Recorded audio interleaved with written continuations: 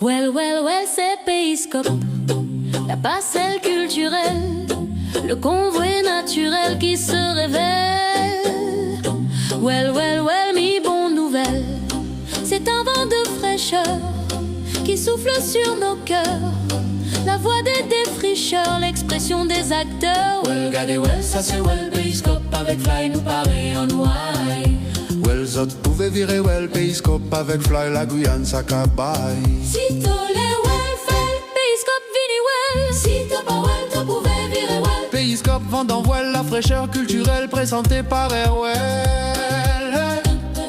C'est un vent de fraîcheur qui souffle sur nos cœurs. L'abondance des couleurs, des nuances en douceur. Well, regardez, well, ça c'est well, Périscope avec Fly nous paraît en ouaille. Well, zot pouvez virer, well, Périscope avec Fly à la bête à cabaye. Wow, wow, wow. Ouais, Wow, wow, wow, wow. ouais, wow, ouais, Wow, wow, wow. ouais, Wow, wow, ouais, wow, wow.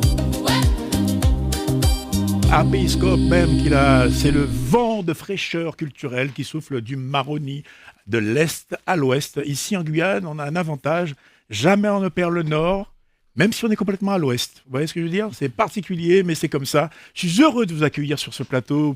Croyez-moi, sincèrement, pour moi, plonger chaque mercredi dans un bain comme celui-là, avec en radio ceux qui nous écoutent sur tout le territoire et en télévision ceux qui peuvent nous regarder en direct ou suivre sur les réseaux, c'est le plus beau pour moi moyen de valoriser, magnifier notre Guyane, parce qu'il y a des acteurs culturels qui méritent qu'on leur présente sur un plateau leur travail. Et je suis heureux d'accueillir ce soir Marc-Alexandre Tarot. Bonsoir Marc-Alexandre. Bonsoir Fly, bonsoir aux auditeurs et aux auditrices. Je suis très heureux aussi d'être là. Merci d'être là, Marc-Alexandre Tarot, qui est docteur en ethnobotanique et anthropologie de la santé. Avec lui, nous parlerons non seulement de son activité actuelle, mais de son cheminement. Comment petit à petit il s'est intéressé aux plantes, comment il a réussi à ne pas se planter en allant présenter une thèse, et comment finalement tous les plants mis en terre sont en train de germer pour l'intérêt de la communauté. Juste à côté de lui, nous parlons de science ce soir, et de la fête de la science plus précisément, avec Alizé Valli, qui est chargée de mission en médiation du côté de la Canopée des sciences. Bonsoir, bienvenue Alizé. Bonsoir, merci beaucoup de l'invitation. Bonsoir aux éditeurs et bonsoir aussi à tous les intervenants. C'est un plaisir d'être là ce soir. Alors gardez l'écoute, il y a un appel à projet, vous allez pouvoir participer, contribuer, et avec Alizé Valli, nous aurons toutes les modalités de participation. Diar, bienvenue, yes. Ça va bien? Ça va, merci de nous recevoir sur Périscope, franchement c'est un honneur. Slam Memeux. Exactement. Exactement, mais en tout cas, merci beaucoup pour cette invitation. Et à côté de Diar, nous avons Aton Bakara, c'est le responsable de l'opération. C'est la deuxième pour cette année, me semble-t-il. Sauf qu'on est passé en 2026, donc c'est la première pour 2026 en fait. C'est ça, parce que l'autre c'était déjà en 2025.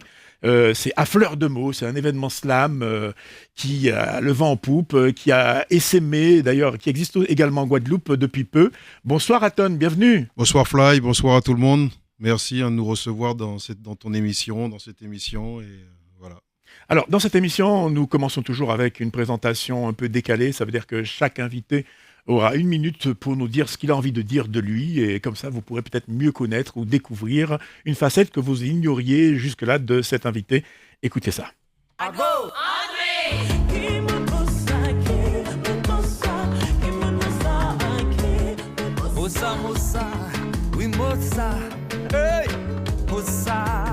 T'es qui, toi, au juste? Oui, Mossa.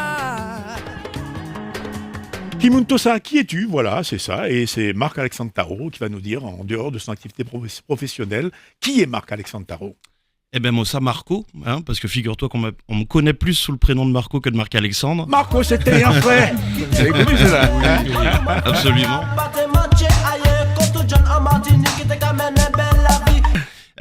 Écoute, moi je suis un amoureux des plantes, mais ça on va en parler. Je suis un amoureux de la vie, je suis un amoureux de nos territoires. Voilà, moi j'aime gambader, musarder, me promener sur le territoire du plateau des Guyanes, en Amazonie, dans la Caraïbe. J'aime toutes les facettes culturelles de ces territoires, j'aime leur biodiversité. Je fais de la photo un petit peu. J'écris de la poésie, donc ça c'est des aspects un peu moins connus. Enfin, j'ai rarement l'occasion d'en parler, mais ça, je m'exprime aussi à travers ces moyens-là. Quoi dire ma vie tourne quand même beaucoup autour des plantes. Pas uniquement sous ma casquette de chercheur, comme tu m'as décrit. Je préside aussi une association qui s'appelle Mélis. On fait de la vulgarisation scientifique autour de ces questions. Et puis dans la vie de tous les jours, dès que j'ai rien d'autre à faire, et je suis très heureux de ça, je mets les mains dans la terre, je plante, je taille, je désherbe, je coupe. Donc voilà, ça résume quand même une bonne partie de ce que je fais et de qui je suis. Merci, une minute bien habitée. Un vent souffle. Non, il ne s'agit pas de l'harmattan, mais d'Alizé. Et nous allons écouter donc la minute d'Alizé. Alizé, je pense que mon prénom guide quand même pas mal ma vie, parce que je suis une passionnée du milieu marin, qui m'a permis de voyager dans pas mal d'outre-mer pour pouvoir découvrir la richesse de beaucoup de territoires. Et j'adore aussi pas mal la Guyane pour la saison de pond des tortues marines, d'ailleurs, qui commence au passage. C'est une petite information. Et donc, très investi dans ce milieu-là, avec bénévole Quata, etc.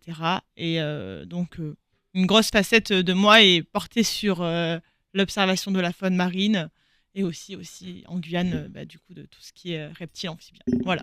Merci beaucoup, Alizé. Quand on dit diar, c'est un blaze. Donc, qui dit art dit quoi ? Dit parce que je passe par l'art pour dire et que je m'applique pour que ce que je dis soit art, pour commencer. Et aussi, justement, passionné par les mots, passionné par la musique des mots également. Donc, auteur-interprète. Aussi, un passionné de la nature, du vivant et des plantes, puisque dans mon parcours d'études, j'ai eu aussi l'occasion de passer un diplôme d'agriculteur.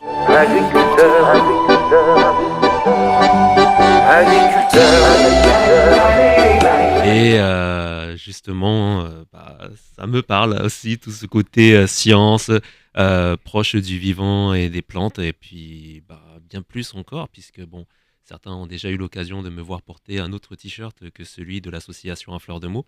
Salutations à Guyane Astronomie, parce que je suis aussi un passionné du ciel. Et voilà. Eh bien, j'ai presque envie de dire que quand on aime autant le verbe, on se contentera des mots dits et je vous laisse deviner les mots tus. Et nous passons la parole à Aton Bakara. Kimuntosa. Alors, Aton Bakara, c'est avant d'être un artiste, avant d'être quoi que ce soit, c'est un père de famille. Voilà, 2 enfants adorables, une merveilleuse épouse qui me soutient dans les projets, donc ça, je tiens à le dire. C'est aussi une personne engagée pour la jeunesse en difficulté. J'interviens pour les enfants qui rencontrent au quotidien dans leur milieu familial un ensemble de problèmes, de difficultés pour les encadrer. Personne n'est parfait, qu'est-ce que tu crois ? Je suis vrai donc je répondrai de ce que je dois. Regarde-moi dans les yeux et dis-moi qu'est-ce que tu vois. La confiance et la méfiance, les deux à la fois. Personne n'est parfait, qu'est-ce que tu crois? Je suis vrai donc je répondrai de ce que je dois. Regarde-moi dans les yeux et dis-moi qu'est-ce que tu vois. La confiance et la méfiance, les deux à la fois. Personne n'est parfait, qu'est-ce que tu crois?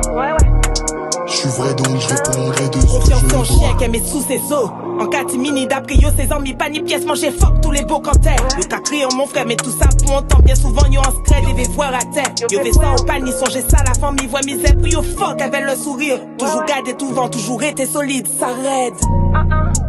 Passer temps à charbonner pour mon grain de sel.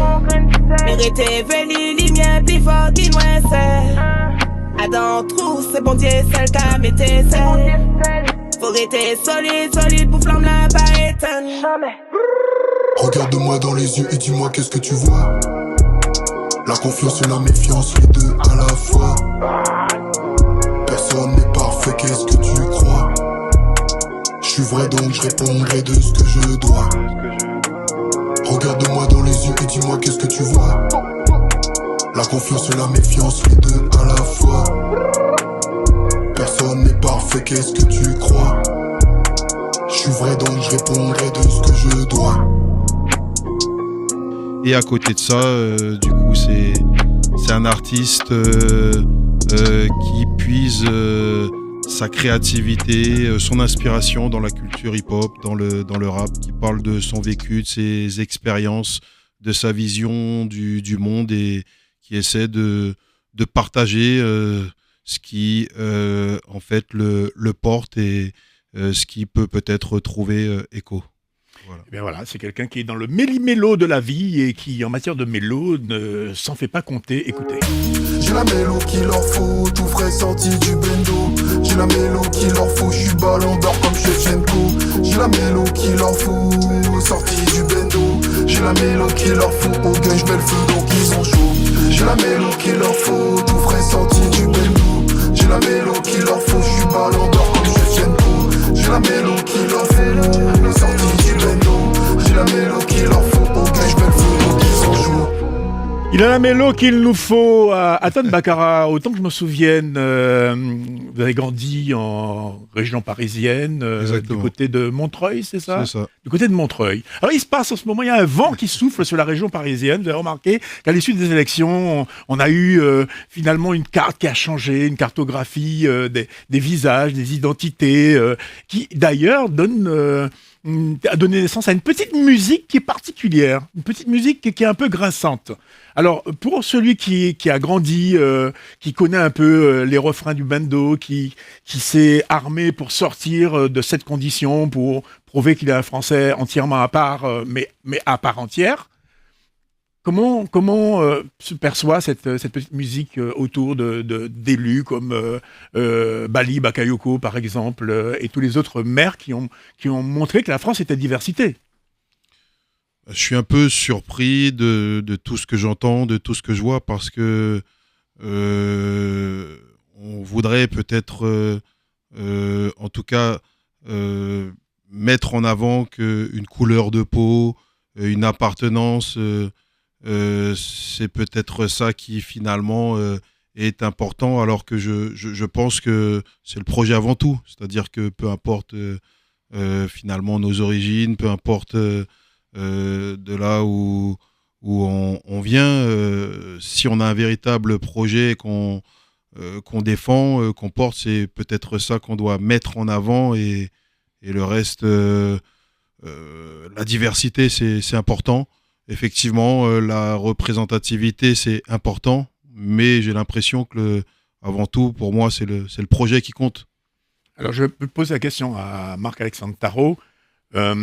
Quand on a la chance de vivre en Guyane, est-ce que quelque part on a envie de dire aux Français de l'Hexagone, aux hexagonaux, qui désignent les nexagonaux, que ce serait bien de venir faire un petit stage, une petite immersion dans un pays comme la Guyane pour comprendre ce que c'est que la France dans sa diversité? Ouais, je pense que l'humanité a besoin doit s'efforcer à mieux connaître l'autre avec un grand A, à reconnaître que la diversité est une richesse. C'est pas que dans l'Hexagone, je crois qu'il y a un problème récurrent de par le monde à s'entêter, à ne pas vouloir reconnaître ça. Pourtant, c'est l'histoire de notre humanité. Et effectivement, il y a des chocs parfois qui se font, des chocs de société. C'est le cas aujourd'hui, là, après les élections dans l'Hexagone. Moi, je suis assez scandalisé par ce qui se passe, par certains discours, par certaines réactions face au fait que des personnes issues de la diversité, comme on dit, soient élues. Je pense qu'ils et elles ont toute leur place, évidemment, et il ne devrait même pas y avoir de débat. Donc, effectivement, venez en Guyane ou allez en Seine-Saint-Denis, enfin, allez dans tous ces départements très multiculturels, et vous verrez qu'ils verront que, un, ils sont bien accueillis, et deux, qu'il n'y a pas de danger dans la diversité, au contraire. Je crois que c'est une invitation qui vaut également pour la Réunion, quand on voit par exemple la diversité, l'art de vivre, les fêtes qui se passent tantôt à la mosquée, tantôt à la synagogue, tantôt à l'église. Voilà, tout ça c'est la France, c'est un grand laboratoire. Qu'on parle de science, c'est un laboratoire à ciel ouvert. Alizé, ça vous inspire quoi? Totalement, la diversité culturelle, c'est là où on est plus riche. Se bloquer dans une idéologie ou dans un coin, ça fait pas avancer l'humain. Alors que partager, échanger, découvrir, c'est là où on grandit et c'est là où on peut encore plus évoluer tous ensemble. Je vais interpeller maintenant le docteur. Docteur,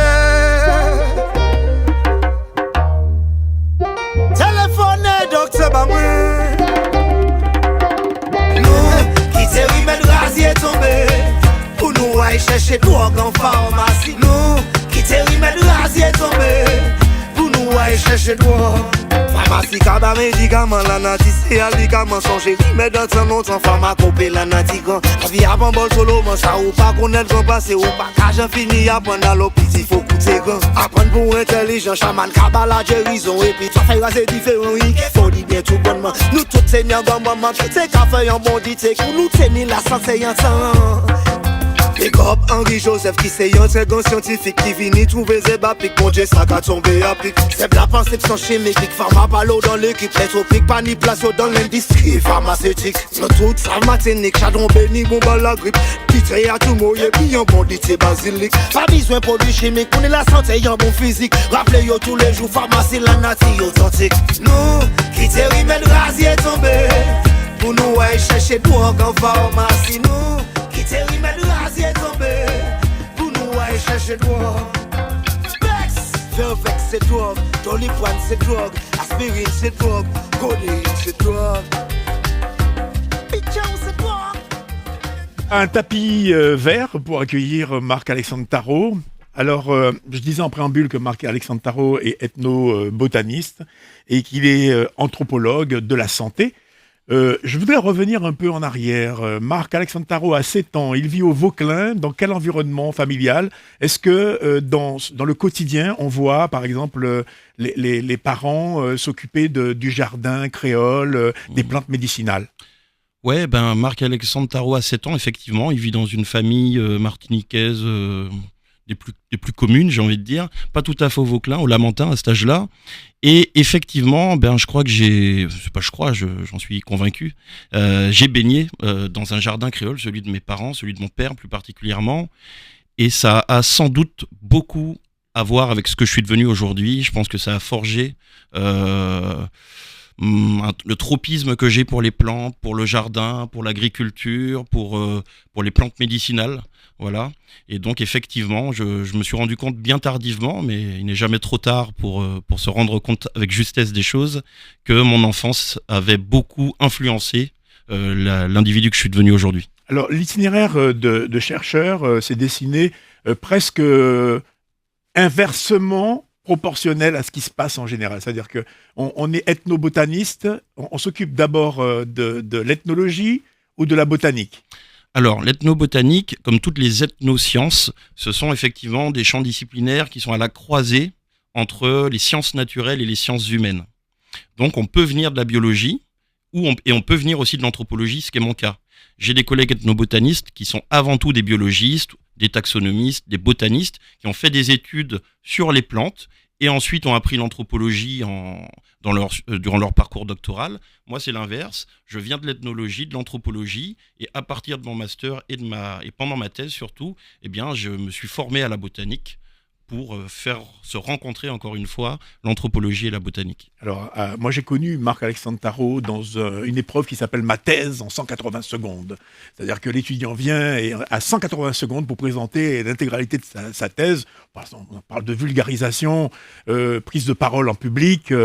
Quel souvenir, Marco, garde de cela ? Je garde d'abord un très bon souvenir, c'est ma rencontre avec toi, qui a été, je crois, à cette période, un très bon formateur, effectivement. C'est pas quelque chose d'inné, de prendre la parole en public. L'éloquence, la vulgarisation sont des choses qui s'apprennent. Et donc, je t'en remercie quelques années après d'avoir contribué à ça. Et puis, effectivement, cet exercice, qui est ma thèse en 180 secondes, qui est quelque chose qui se déroule chaque année dans quasiment toute la France et les départements d'outre-mer, c'est, je pense, quelque chose de très important parce que ça enseigne aux thésards, donc aux doctorants qui y participent, cette chose très importante qui est devoir expliquer en quelques mots et en quelques mots simples à un public le plus large que possible ce sur quoi ils travaillent, c'est-à-dire des thèmes qui sont souvent très spécialisés, très spécifiques, très jargonneux, pouvoir expliquer ça à monsieur et madame tout le monde. En fait, c'est extrêmement important parce que si on ne sait pas faire ça, on s'enferme un petit peu dans notre laboratoire intérieur. Or, la communication est quelque chose de très important et évidemment aussi pour les chercheurs et les chercheuses. Alizé, ça doit vous parler, puisqu'à la Canopée des sciences, vous êtes au cœur de cet aspect-là, puisque vous vous occupez de médiation scientifique. vous voyez une façon d'appliquer tout ça sur le terrain? Ah mais ça résonne totalement, c'est totalement ce qu'on fait tous les jours. Du coup, c'est de la médiation scientifique, donc on essaie de garder les mots, on va dire, complexes pour pouvoir les expliquer au grand public. Mais du coup, le but, c'est vraiment d'expliquer des choses de façon plus simpliste aux personnes pour qu'ils arrivent à comprendre parfois des sujets qui peuvent leur rendre, qui peuvent penser que c'est un peu trop compliqué pour eux, et leur faire comprendre en fait que la science, c'est juste l'observation du vivant autour de soi et que c'est super intéressant de comprendre ce qui se passe autour de nous, quoi. Il nous a parlé tout à l'heure, Marco, de l'association Mélis. Une petite histoire en filigrane autour de ce bon samaritain. J'ai dit tout à l'heure qu'il venait du Vauclin. Entre-temps, il est passé au Vauclin, mais il était au Lamentin.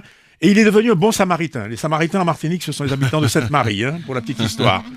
Parce qu'un jour, il arrive avec quelques branches de mélisse pour une camarade. Ouais, c'était pendant le master. Oui. J'ai fait mon master ici en Guyane, à l'université de Guyane. Et un jour, effectivement, une collègue était malade. Donc, je lui ai ramené un petit bouquet de plantes, dont de la mélisse. Et alors, effectivement, c'est à ce moment-là que j'ai été repéré par celle qui deviendra un peu plus tard mon encadrante, Marianne Palis, et qui m'a questionné sur ce bouquet de plantes que j'amenais. C'est comme ça qu'elle a su que j'avais cette passion déjà pour les plantes médicinales et qu'elle m'a proposé de faire mon mémoire de master sur les pratiques de phytothérapie des jeunes urbains guyanais. Donc, j'ai mis un pied dans l'ethnobotanique un peu par hasard, mais certaines diront que le hasard n'existe pas, en tout cas grâce à cette anecdote. Et effectivement, un peu plus tard, quand j'ai créé l'association Mélis, j'ai voulu l'appeler comme ça, grâce à cette anecdote, et aussi parce que la mélisse, qui est une plante calmante, qui est une plante anxiolytique, m'a beaucoup aidé pendant mes études, pour gérer mon stress, pour gérer mon sommeil, mes angoisses parfois que j'avais. Donc c'est une plante que je recommande beaucoup. Alors, on peut rappeler l'intitulé de la thèse de l'époque? Oui, alors j'ai fait une thèse sur les pharmacopées métissées de Guyane, qui est le nom d'un ouvrage qui vient de sortir, puisque c'est ma thèse que j'ai transformée en bouquin, justement, destiné au grand public. En mettant en application tout ce que Alizé nous a expliqué tout à l'heure. C'est-à-dire que comment on part d'une thèse qui semble s'adresser à un public universitaire, on devient docteur quand on présente une thèse. Donc forcément, il y a un langage scientifique. Et comment on met ça à portée de monsieur et madame tout le monde? Et c'est l'occasion de préciser que l'ouvrage est disponible dans toutes les librairies. Il est disponible en librairie, et ça s'appelle surface. Il est éponyme, c'est-à-dire pharmacopée métissée en Guyane, comme ma thèse. Mais voilà, j'ai fait l'effort, entre guillemets, parce que c'est un exercice particulier, de reprendre les formulations, de réécrire, d'avoir un langage qui soit plus compréhensible, effectivement, plus accessible. Il y a beaucoup de photos aussi, beaucoup d'images. Donc le but, c'était vraiment ça, c'est de faire un objet, ce livre, qui soit accessible à toutes et tous. Et puis, c'est aussi un hommage, je tiens à le dire, à toutes les personnes que j'ai rencontrées pendant ma thèse. Je dis tout le temps, en fait, moi, évidemment, j'ai rien inventé. Je suis un passeur de paroles. J'ai fait des entretiens sur le terrain avec des personnes ressources, des sachants et des sachantes. Et ce sont leurs connaissances que j'ai retranscrites à travers ma thèse et à travers mon ouvrage. Donc, c'est leur parole à eux avant d'être la mienne. Alors, ce qui surprend au départ, c'est qu'on ne s'attend pas à avoir la terminologie métissage associé à la pharmacopée. Et on comprend beaucoup mieux quand on a l'explication du travail de recherche. En fait, à la base, il y a des humains. Donc, est-ce que c'est nous qui vivons avec la nature ou est-ce que c'est la nature qui vit en nous? Et comment la nature, quand elle vit en nous, nous accompagne dans ce que nous faisons? Par exemple, il y a des ressortissants de certains pays qui considèrent que certaines plantes peuvent être des plantes totems, qui ne vont pas se déplacer sans les plantes, parce qu'en dehors de leurs bienfaits, il y a la valeur qu'on accorde à cette plante dans la symbolique, dans la représentation et dans les rituels. On a parlé tout à l'heure de diversité culturelle importante en Guyane. Eh bien, cette diversité culturelle, elle génère aussi une diversité de pratiques, une diversité de connaissances, de représentations. Chacune des populations qui est venue s'installer en Guyane ou qui était déjà installée en Guyane, je pense en particulier bien sûr aux populations autochtones, amérindiennes, a son propre bagage de connaissances, et petit à petit, ces connaissances, elles vont se mélanger, elles vont se mixer, et donc elles vont se métisser. C'est pour ça que j'ai voulu appeler ma thèse et mon ouvrage comme ça. On parle beaucoup de cuisine métissée, de langue métissée, mais les pharmacopées aussi se métissent. La façon dont on se soigne par les plantes, est le fruit d'héritages multiples qui viennent se mélanger. Et aujourd'hui, on fait un thé avec des plantes. eh bien, on ne se rend pas forcément compte que ces plantes et les connaissances, les usages associés à ces plantes viennent parfois de très loin et sont venus avec des humains qui sont installés en Guyane. Bien, alors, on va dire que ce livre n'est pas. Ce n'est pas un livre de recettes avec un dosage, t'as mal à la tête, tu prends ça. Il faut bien comprendre qu'il ne s'agit pas de cela. Ouais. Il y a d'autres livres qui existent comme ça, mais en tout cas, l'approche n'est pas celle-là. C'est la dimension humaine par rapport aux plantes et la diversité des plantes par rapport à leurs origines. Et en fait, c'est une espèce de projection de ce qu'est le pays Guyane, avec les apports divers et variés de ceux qui composent ce pays Guyane. Oui, tout à fait. Plusieurs personnes qui ont acheté ce livre ont été surpris parce qu'ils s'attendaient à des recettes, effectivement, comme tu l'as dit. Il y a d'autres ouvrages très, très bien qui font ça. C'était pas l'objectif de mon travail. Mon travail, c'est vraiment un travail anthropologique où j'essaye de comprendre l'historicité des remèdes. Justement, ça parle de circulation humaine, ça parle de rencontres, ça parle de représentation du monde ou du corps qui sont particulières à ces populations. Et donc, effectivement, moi, j'essaye de comprendre pourquoi on utilise un certain nombre de plantes, pourquoi celle-là et pas d'autres, comment est-ce que ces plantes, elles s'inscrivent dans des perceptions particulières de la santé, du monde, de la forêt, du vivant. Donc on est vraiment plutôt sur des explications de ce type-là. Et donc j'essaye un petit peu de décrypter ce qu'il y a derrière les usages de pharmacopée. Alors je vous propose d'écouter un extrait d'Emeline Michel, ça s'appelle « Trois feuilles, trois racines ». Trois feuilles, trois racines, je t'ai oublié. Songer.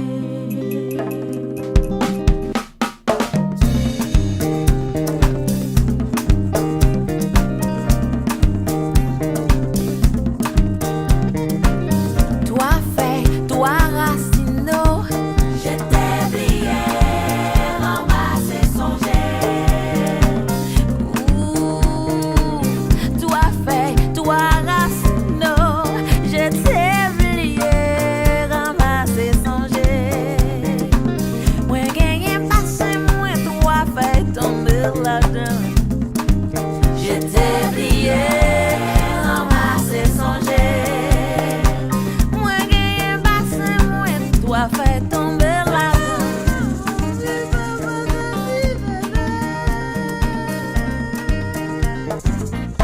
Interprétation magistrale d'Emeline Michel, Trois feuilles, trois racines, traditionnel haïtien, qui, quand il est interprété, exécuté comme ça, ne peut que nous émouvoir. Donc, Marc-Alexandre Tarot, c'est l'occasion pour moi de faire un petit bilan, calmement, de ce parcours. Donc, depuis la thèse, il y a eu bien sûr cette cérémonie où on devient docteur. Qu'est-ce qui se passe dans la tête quand on sent que... Bon, bien sûr, on a eu le diplôme. Puis il y a une cérémonie qui dit « Vous êtes intronisé docteur ». Est-ce que ce rite-là, ce rituel-là est important ? C'est un rite de passage, effectivement. Hein. C'est un rite de passage, on vous remet un diplôme, tout est très protocolaire, tout est ritualisé, effectivement. Hein. Et en fait, c'est bien de le dire comme ça parce que je me suis rendu compte, avec un peu de recul, que j'avais vécu ça finalement sous ma casquette d'anthropologue en observant beaucoup ce qui se passait, en étant moi-même acteur du rituel, évidemment. Oui. Mais finalement, avec quand même beaucoup d'humilité parce que ceux qui me connaissent savent que je suis pas quelqu'un qui aime avoir la grosse tête. Donc voilà, j'ai essayé de faire les choses simplement avec tous mes proches, ma famille, les personnes qui comptaient pour moi à ce moment-là étaient là. Et puis alors... figurez-vous que je me suis marié le lendemain de ma soutenance de thèse. Voilà, c'était l'occasion, hein, puisque j'ai de la famille qui venait de Martinique, de l'Hexagone, etc. Donc on s'est dit, on fait d'une pierre deux coups. Tout s'est bien passé, mais je déconseille fortement de reproduire cela. Il m'a fallu quelques semaines pour m'en remettre. Voilà, donc ça fait plaisir. C'est vrai que cette intronisation était très particulière, avec empreinte d'émotion, parce que ce qu'il ne dit pas, parce qu'il par modestie, il avait ce soir-là décroché un prix spécial du jury le soir de l'intronisation. Ça se passait à l'Ancre. Et les critères qui ont été mis en place, un jury international, d'accord, avec des spécialistes venant de différents pays, donc des Antilles, de l'Afrique, du Brésil, et bien sûr de la métropole. Donc les critères étaient les suivants: la qualité scientifique, l'originalité des travaux réalisés en termes d'innovation notamment, l'impact des résultats obtenus et leur valorisation pratique. Et enfin, un dernier critère, la transdisciplinarité des travaux. Donc, Laure Manuela Imunga. Et puis, en première position, Marc-Alexandre Tarot. C'est vraiment une grande joie, un grand honneur, une grande fierté aussi. Je crois que pour reprendre les mots de Monsieur le Président tout à l'heure, eh bien, ce prix fait briller en moi quelques grandes étoiles de fierté. Donc je tenais à vous remercier pour ça. Quelques mots de remerciement aussi concernant ma thèse que j'ai soutenue en 2019 au sujet des pharmacopées de Guyane, des usages de plantes médicinales par les différentes communautés du littoral guyanais. Je tiens à remercier à nouveau l'école doctorale et l'université de Guyane puisque j'ai pu bénéficier d'un contrat doctoral puis de contrats d'enseignement qui m'ont permis donc de faire cette thèse durant ces 4 années. Je tiens à remercier évidemment aussi le laboratoire LEISA qui a été mon laboratoire d'accueil, qui m'a soutenu humainement et en termes de moyens. Et parmi eux, bien sûr, mes 2 encadrants de thèse, Marianne Palis et Guillaume Audonne. Je souhaiterais également remercier le LabEx Seba, le LabEx Dream, qui m'ont soutenu financièrement, ainsi que le Rotary Club de Remire-Montjoly, qui m'a également accompagné durant ces 4 années. Merci beaucoup à tous. Et alors évidemment, un merci particulier à ma famille, à mes proches, dont certains sont présents ce soir. Merci beaucoup. Et peut-être particulièrement à ma douce épouse Clarisse, puisque quelqu'un l'a dit tout à l'heure, c'est pas toujours facile de supporter un doctorant durant ces 4 ans de travail. Merci beaucoup. C'est vrai que j'ai eu l'honneur de recevoir le premier prix de thèse de l'Université de Guyane. Effectivement, c'est un grand honneur. C'est toujours une sorte de consécration et on se rend compte que le travail réalisé, finalement, il porte ses fruits. Donc c'est une reconnaissance. Donc évidemment, voilà. Très fier de ça. Alors, qu'est-ce qui a changé depuis parce qu'il y a eu une collaboration au sein du laboratoire LEISA.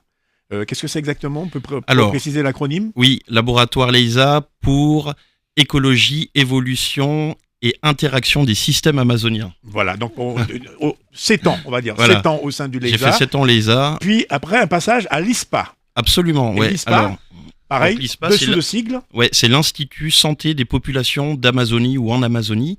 Et donc, c'est le tout nouveau, on va dire, centre de recherche en santé publique du CHU de Guyane, où je travaille actuellement. Ce qui veut dire que ça nous éloigne légèrement des plantes, concrètement, mais ça réintroduit les plantes dans le vécu des patients. Absolument. Aujourd'hui, mon travail consiste toujours la même chose, à essayer de mieux comprendre la façon dont les habitants et les habitantes de Guyane se soignent dans leur espace domestique, notamment à travers les plantes. Comment est-ce qu'ils perçoivent la maladie qui les touche? Comment est-ce qu'ils y font face? Comment est-ce que parfois ces médecines dites traditionnelles elles vont s'entremêler avec la médecine hospitalière? Il n'y a pas d'opposition formelle. Souvent, c'est très complémentaire dans la vie des gens.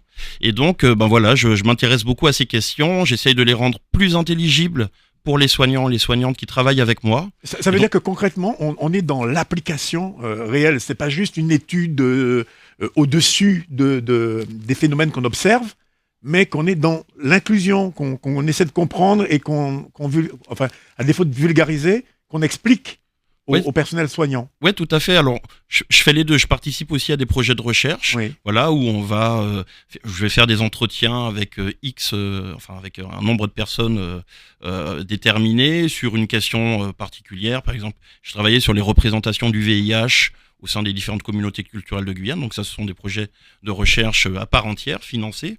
Et puis effectivement, au quotidien, je vais voir aussi des patients, des patientes qui sont hospitalisées pour échanger avec elles et pour faire finalement de la médiation, encore une fois. Je crois que c'est un peu un mot central ce soir. Et donc pour elles, ces personnes hospitalisées, leur faire comprendre l'importance du traitement hospitalier, quand c'est le cas évidemment, et de l'autre côté, pour permettre aux médecins qui les accompagnent de mieux comprendre aussi certaines pratiques, certaines représentations qui sont propres à ces patients. Merci. Nous y reviendrons tout à l'heure parce qu'il y a un autre aspect que je voudrais aborder avant la fin de l'émission. Mais pour l'instant, je vais m'intéresser à Alizée et à son appel à projet dans le cadre de la Fête de la Science 2026. Donc, vous avez jusqu'au 5 juin pour participer. Et avec Alizée, nous aurons les tenants aboutissants. Auparavant, écoutez, un petit extrait. C'est interprété par Gaston Émigré. L'auteur, c'est Rémi Aubert. Et il nous parle de la science à sa façon. c'est vrai que quand on pique, on n'écoute pas forcément les paroles. La période étant propice à l'écoute, je vous invite à écouter les paroles intelligibles et intelligentes de Gaston Émigré. La vie job là, c'est difficile. Ça qu'a fait paix pour l'humanité. La science qu'a dit la terre, qu'a chauffé, en enseignant, y est tout sans couper. Nous pas fait manger, ça nous l'est. La science qu'a dit qui nous en danger.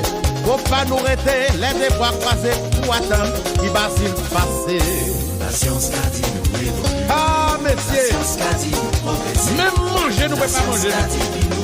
Ah, ça y est dit. Ça on fait, ça on ouais. La science qu'a dit nous évoluer. La science qu'a dit nous progresser. Ouais, La science qu'a dit qui nous édifier. Mais ça on fait, ça on ouais. Écologiste, qu'a voyé pied, la glace capone à l'Antarctique. C'est le réchauffement climatique, les scientifiques, car il est les politiques. Tout satellite, questionnez-nous. Ordinateur, cap commandez-nous. Laboratoire, qu'est tout institut développé. Nous paquet produits transgéniques. Oui, messieurs. Même l'amoujotte là, tout ça difficile. Ça qu'a fait nous paix pour l'humanité, les hommes. Ah, la science qu'a piqué, la science qu'a géré, la science qu'a mangé, la science qu'a détruit, la science qu'a ciselé, la science qu'a bien alors, la science qu'a fait au bel, la science qu'a fait au lait, aïe aïe aïe monsieur, la science qu'a juste l'odeur. Si vous voulez, il qu'a juste vendu son papa. Eh oui, ça c'est vrai. La science, interprétée par Gaston Émigré. Quel magnifique interprète, Gaston Émigré. Alors, il n'y avait rien d'extraordinaire, sinon que de dire que la science, c'est notre quotidien, en fait. On ne peut pas y échapper, quoi qu'on fasse. À un moment ou à un autre, on est confronté à la science. Et pour intéresser les plus jeunes ou ceux qui sont éloignés de la science ou qui croient être éloignés de la science, la Canopée des sciences, depuis quelques années en Guyane, eh bien, c'est la case, dans le sens d'une case, mais c'est aussi une case, une belle case dans la cité, juste à côté de Radio Pays. Hein. Je ne sais pas si vous êtes déjà allé. Comment ça s'appelle déjà le lieu? Le Totem, c'est ça? Le Totem. Donc, dans un Totem, vous avez rendez-vous avec une association qui s'intéresse à la science et qui fait tout pour que tout le monde se sente concerné par la science. Et c'est dans ce cadre-là, Alizée, que nous allons parler de cet appel à projet pour la fête de la science. Déjà, c'est un très beau résumé de la Canopée des sciences. On est une association du coup qui a pour but de transmettre la science à tout le monde. Et ce soir, je suis là pour pouvoir présenter l'appel à projet de la fête de la science. La fête de la science, c'est un événement national. Donc, il va avoir lieu en Guyane, mais il aura aussi lieu à Paris, à Marseille, en Nouvelle-Calédonie, sur les mêmes dates, qui est du 2 au 12 octobre. Donc, c'est très, très loin. Mais actuellement, on a lancé un appel à projet pour que toutes les structures qui sont intéressées pour faire partie de la fête de la science puissent nous envoyer leur candidature et qu'on puisse ensemble les analyser, améliorer leurs projets, etc. et qu'ils puissent faire partie de cet événement qui est du coup national et qui va permettre d'augmenter le rayonnement des structures, mais aussi surtout de fédérer le public autour d'une thématique commune. En plus, et justement, le thème de cette année, le thème retenu cette année, c'est? Cette année, c'est saveurs savantes. Donc, la cuisine, on sait que la nourriture, ça rassemble tout le monde. Et c'est pour ça que là, on se dit qu'on va avoir des idées des plus folles, notamment, par exemple, avec l'association Mélis, ça pourrait être une opportunité pour mettre en avant les propriétés des plantes. Des épices, par exemple. Les épices, mais les plantes, on pourrait aussi voir... Il y a tellement de thématiques, quels sont les facteurs qui font la torréfaction, mais aussi c'est quoi les agents de conservation, la fermentation. En fait, le sujet est très riche et très varié. Et je pense que même chaque structure qui est installée en Guyane a un lien avec la thématique pour pouvoir mettre en avant la richesse du territoire. Là, quand vous parlez de Guyane Astronomie, qu'est-ce que mangent les astronautes dans l'espace? Comment ça se passe? Que ça soit aussi au niveau de la santé, quels sont les aliments qui permettent d'être en bonne santé, quelles sont les bonnes habitudes à avoir, etc. Donc c'est un petit appel aussi pour que toutes les structures qui puissent être intéressées de près ou de loin à la thématique puissent au mieux proposer leur projet, ou alors juste nous contacter pour qu'on puisse ensemble les aider à élaborer. Voilà. Comment on présente son projet? Sous quelle forme on présente son projet? Alors, sous la forme, c'est assez simple cette année, du coup, sur notre site internet, donc www.ccst973.fr, on a fait une page qui parle de la fête de la science, qui remet aussi en avant la thématique, etc. Et après, il y a une présentation toute simple de tout ça. Et après, c'est un Google Form à remplir en expliquant ce que vous voulez faire, quand vous le voulez faire, etc. Bien sûr, il faut arriver à dire qu'on veut le faire durant la fête de la science, donc du 2 au 12 octobre 2026. Et aussi, ce qui est intéressant, c'est qu'il y a une subvention qu'on peut donner à tous les porteurs de projets qui vont faire des animations en lien avec la thématique pour créer des outils pédagogiques, ou alors des dégustations ou des choses comme ça. Voilà. Et ça vaut pour tout le territoire guyanais? C'est tout le territoire. Donc on peut faire une animation Maroni, comme à Saül, comme à Saint-Georges. Le but, c'est que tout le monde puisse accéder à cette fête de la science qui a pour but de vraiment réunir le grand public avec des associations, des chercheurs, des restaurateurs. Comment allez-vous trancher en fonction du nombre de dossiers que vous allez recevoir? Comment ça va se passer? On va essayer de prendre je n'ai pas envie de dire les meilleurs parce que je pense que tous les projets seront dignes. Et le but, c'est d'en avoir le plus possible et que chaque année, on en ait de plus en plus. On a environ entre 20 et 50 porteurs de projets. Donc, pourquoi pas cette année, avec la thématique taper les 100 porteurs de projets, il n'y a aucun souci. Donc, ça peut être des ateliers, ça peut être des conférences, ça peut être une pièce de théâtre, ça peut être en slam, ça peut être artistique. Ça peut être artistique, ça peut être un atelier, je sais pas, peinture avec des épices et du roucou, ça peut être un chocolatier qui fait une sculpture, ça peut être, des musiques qui vous font penser, est-ce que ça vous fait penser à des saveurs, ça peut être des dégustations à l'aveugle, ça peut être des ateliers chimiques pour essayer de créer un aliment, etc. Tout ça dans les règles quand même de l'hygiène, on en reparlera, mais c'est quand même là on parle aux saveurs, donc il y aura des petites règles par rapport à tout ça. Mais c'est très riche, ça peut être un escape game pour trouver un objet ou voilà. Donc tous les formats sont acceptés et les plus originaux sont encore plus valorisés. Saveur savante, ça vous parle? Moi, ce que je voulais dire, c'est que je veux bien apporter ma contribution en tant que goûteur. Je suis assez il y a voilà. Et tout le public de Guyane sera, je pense, dans cette même vibration-là. Et Diar, ça pourrait être une opportunité pour présenter un projet, ou alors il y a déjà trop de choses sur le feu? Non, mais après, j'ai envie de dire qu'il y a énormément de poètes qui ont fait justement des textes, ne serait-ce que là récemment sur le bouillon d'Awara. Donc, en effet, mettre en avant des saveurs et la culture en même temps, il y en a qui s'y prêtent très, très, très bien. Et d'ailleurs, on les attend bientôt là pour pouvoir les écouter. Bien. Alors, vous êtes, pour revenir à ce qui vous amène sur ce plateau pour nous parler de l'association À Fleur de Mots, vous êtes au cœur d'un dispositif qui offre l'opportunité à ceux qui aiment le verbe, qui aiment les mots, qui aiment la poésie, qui aiment le slam, qui aiment dire, qui aiment déclamer. Vous leur proposez une scène, et c'est une scène ouverte, ça veut dire que n'importe qui peut venir, il suffit au préalable de se préinscrire pour ordonnancer les passages, mais c'est ça le principe de À Fleur de Mots. Exactement, c'est comme tu l'as exprimé, une scène ouverte où l'expression elle est libre et où on vient partager, on vient s'exprimer, on vient effectivement porter une parole, un message. Et quand vous organisez des joutes verbales comme ça, est-ce que vous faites violence? Donc ça veut dire que vous considérez que vous êtes hors jeu? Ou alors c'est l'occasion pour vous de vous exprimer? Dia, par exemple. Alors, ça sera toujours honneur aux invités, avant tout. Mais en effet, on peut très bien prendre le micro également, partager avec le public. Tout le monde a sa place, y compris le staff.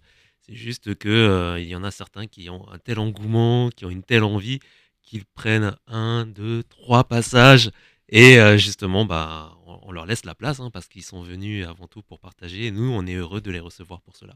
Est-ce qu'il existe une forme un peu comme dans les battles, par exemple, ou est-ce qu'on peut avoir des joutes verbales alternatives entre deux protagonistes? Par exemple, au Brésil, il existe une expression culturelle qui s'appelle repentista. Je ne sais pas si vous avez eu l'occasion d'écouter ça. On pose un thème et quelqu'un arrive et commence à dire quelque chose sur le thème. Mais souvent, on dira pas que c'est direct en fait. Oui. Et il faut répondre aux harangues successives, quoi. Vous voyez ce que je veux dire? Est-ce qu'on peut imaginer que ça puisse arriver dans une édition de À Fleur de Mots? Oui, À Fleur de Mots est en train de se structurer, donc on a effectivement des projets de ce type, type joute verbale, concours d'éloquence, et donc c'est effectivement à ça qu'on travaille. On y va petit à petit et on y arrivera doucement mais sûrement. Cependant, pour la soirée À Fleur de Mots, ce n'est pas comme cela que ça se déroule. Ce sont des sets avec 10 passages par set. Et Attendez. Des 7 avec 10 passages par 7, 747. Ça fait quoi dans un restaurant? Je suis parti loin là, moi. Il faut bien me dire là. Alors, ce sont des sets de passages, justement, avec 10 personnes qui peuvent justement passer. Chaque set donc, est au chiffre de 3 en tout. Donc, in fine, on a des personnes qui ne viennent pas pour pouvoir se répondre, mais plutôt pour présenter des textes, que ce soit des textes qui ont été préparés au préalable. On peut lire son texte, on peut venir avec son texte et le lire. C'est ça, on peut venir avec son texte, on peut le créer le soir même. On peut également venir avec des textes qui sont d'auteurs directement, qu'on aimerait partager avec le... acceptés? Non, je pose à dessein la question. C'est vrai qu'on aime la créativité et la création humaine, donc... Mais si vous les organisateurs, vous pouvez très bien aussi considérer que, c'est une règle. C'est vrai que c'est pas une question... L'intelligence amazonienne, oui. Mais l'intelligence artificielle, non. L'IA, intelligence amazonienne. C'est pas une question qu'on s'était posée. C'est vrai que c'est une question qui mérite qu'on puisse s'arrêter dessus, parce que effectivement, il y a la... Comment on conçoit aujourd'hui cette avancée, l'intelligence artificielle. Donc, nous, on n'en était pas encore là dans la réflexion, mais tu nous amènes dedans. Et je pense que si on est confronté ce jour-là à une personne qui a envie de lire un texte qu'a généré l'IA, pourquoi pas? Parce que ça veut dire que il faut qu'il le dise. Voilà, c'est ça, qu'il puisse l'exprimer, et si ça lui parle et qu'il y a un message en fait qu'il a, effectivement, parce que l'IA avant tout c'est un prompt, donc ça veut dire que l'IA l'a aidé à peut-être organiser son propos, pourquoi pas? Alors, in fine, on a déjà eu aussi des auteurs qui sont écrivains, qui ont fait eux-mêmes la promotion, entre parenthèses, de leurs livres, parce qu'ils sont venus lire quelques passages et ils ne sont pas venus uniquement déclamer une poésie ou plutôt déclamer un texte stylé ou stylisé. C'est juste qu'on est là, c'est l'expression qui est vraiment à l'honneur. D'accord. Et c'est la particularité de la soirée type micro ouvert à Fleur de Mots. Mais pour revenir sur la question, en effet, on est en train de statuer, réfléchir en interne sur d'autres événements où éventuellement il y aura des réponses. D'accord. Alors, la dernière édition avait eu lieu au centre-ville, dans un cadre très agréable. On peut dire citer le lieu, c'était... le Caire Albert. Le Caire Albert. Voilà, et cette fois-ci, il y aura le vent des Alizés au Coco Soda. Voilà. Et ça va se passer le 8, c'est ça? Non, le 8 c'est aujourd'hui, le 10. 11, le 11, samedi. Samedi. Oui, le samedi. 10, c'est parce qu'on a une édition aussi en Guadeloupe qui se fait le 10. D'accord. Qui se déroule le 10. Oui. Et donc, à partir de 20h. C'est ça. Le principe, on l'a dit, on vient, on s'inscrit et on participe. Voilà, l'entrée est libre. On prend le mic. L'entrée est libre, juste la consommation qui est obligatoire. Oui. Et bien entendu, on vient, soit on prend le micro parce qu'on a envie de prendre le micro, on peut venir encourager aussi un ami, ou venir en groupe parce que ça fait plaisir. Que ce soit des amoureux des mots qui veulent prendre le micro ou simplement apprécier l'ambiance, voire même écouter et encourager, tout le monde est bienvenu à ce niveau-là, c'est ouvert. Généralement, il y a beaucoup de textes qui parlent d'amour. Oui, on en a. On a énormément qui parlent d'amour, mais pas que. Mais c'est vrai que on on a effectivement pas mal de personnes qui s'expriment sur Le thème de sur l'amour. Oui, enfin, Bien. on va parler de l'amour de façon globale. Il y en a certaines, elles vont parler de leur mélancolie, d'autres de leur tristesse, de leur joie, de leurs espoirs, etc. C'est assez varié et c'est ce qui fait que c'est vivant, on va dire, coloré, riche et humain, pleinement. Et voilà. Eh bien, écoutez, je vais vous proposer un titre et soumettre au docteur Marc-Alexandre Tarot. Marco, c'est bien. Vraiment qu'il puisse nous dire, déjà, faire un diagnostic, poser un diagnostic et nous donner une idée de ce que pourrait être la potion pour guérir ce mal. Mais je veux entendre le nom du mal. Hein. Il faut absolument que j'entende le nom de ce mal. Écoutez. Mais qu'est-ce qui t'arrive? Pourquoi tu es si triste? Si feuillage qu'a guéri tout bobo, mamie. Qui laisse qu'a guéri douleur à l'homme, mamie? Connais-tu madame de Coffee Nicaise? Sur le marché de Pointe-à-Pitre. Tu peux aller la voir et pourra te conseiller. J'irai la voir alors.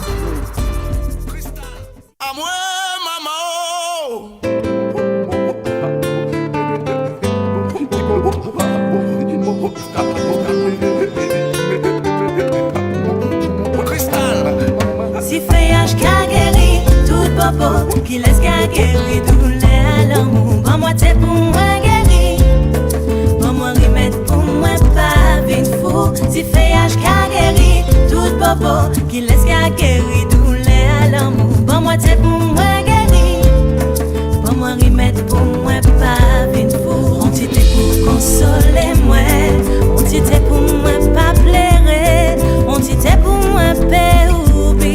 Oublier qu'elle rend moi malheureuse. On t'était pour consoler moi, on t'était pour moi pas pleurer, on t'était pour faire moi oublier qu'elle rend moi malheureuse. Moi qu'à chercher feuillage pour guérir beaucoup à l'amour.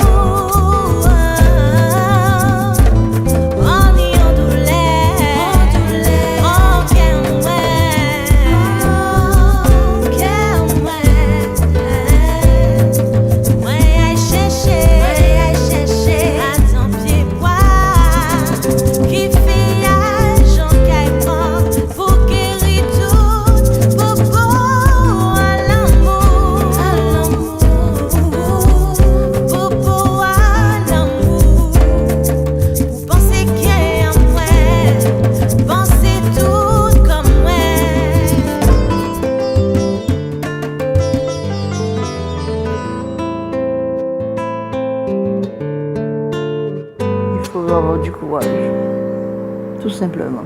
Plaie d'amour n'est pas mortelle, a dit le poète. Mais de quel bobo s'agit-il? De quelle maladie souffre-t-elle, docteur? La plus dure. La plus dure. Le limbé, le gros poil, le chagrin d'amour. Et alors j'ai une anecdote à ce sujet. Hein. Oui. Figurez-vous que il y a une plante qu'on ne m'avait pas citée pendant mon travail de thèse. C'est ce qu'on appelle en Guyane Mourie-Lévé, la sensitive. Marie-honte. Ouais. Marie-honte. Ouais. Quand on la touche, elle se referme. Oui. Et un jour, j'ai été voir une gangan, Madame Jeanne. J'ai été la voir et je lui ai dit, mais qui ça y est qu'a fait qu'est sa radière? Et là, elle m'a répondu, cette plante soigne le plus grave des chagrins, le chagrin d'amour. On dit, ah bon? Et elle m'a dit, même moi, il y a l'automègne, il a refermé ce corps. Quand tu te baignes avec, ça referme la page de l'être aimé. Non, mais ça c'est une partie très importante de mon travail. Je m'intéresse aux représentations de la maladie et les sociétés créoles, les sociétés bushinagé, les sociétés amérindiennes, toutes les sociétés du monde ont une façon évidemment de nommer le mal, de nommer ce qui nous frappe et ce que le mal a dit. Et effectivement, par exemple, l'imprudence, c'est quelque chose qui, pour les créoles qui utilisent ce mot, eh bien, va... c'est comme ça qu'on va parler de certaines affections des voies respiratoires. C'est comme ça qu'on va parler de la grippe, d'un syndrome grippal. Et en fait, ça s'inscrit dans quelque chose qui est très ancien, ce qu'on appelle la médecine humorale, c'est-à-dire une médecine qui est basée sur un équilibre entre le chaud et le froid. Et ça, c'est très signifiant dans nos sociétés créoles. Certaines maladies, elles sont considérées comme étant liées à un excès de chaud et d'autres sont liées à un excès de froid. Et ça fait du sens pour les gens qui utilisent ce terme, et c'est pour ça que je m'efforce à l'hôpital de rendre ces termes plus intelligibles pour les soignants.